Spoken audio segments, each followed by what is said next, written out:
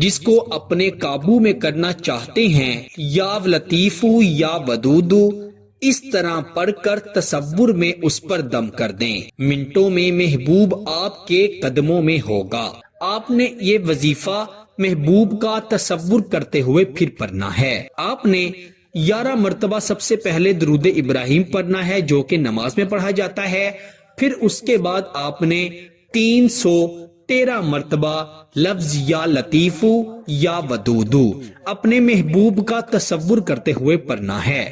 لفظ یا لطیف یا ودود پڑھ کر پھر آخر پر بھی 11 مرتبہ درود ابراہیم یعنی نماز والا درود پاک پڑھنا ہے اور اپنے محبوب پر تصور میں پھونک مار دینی ہے، دم کر دینا ہے۔ پھر آپ دیکھیے گا کہ کیسے انشاءاللہ وہ شخص آپ کی محبت میں تڑپتا ہے اور آپ سے رابطہ کرتا ہے۔ اگر اس نے آپ سے لڑائی جھگڑا کر کے آپ سے تعلقات ختم کر دیے ہیں تو انشاءاللہ آپ سے معافی مانگے گا اور آپ سے بے حد محبت کرے گا۔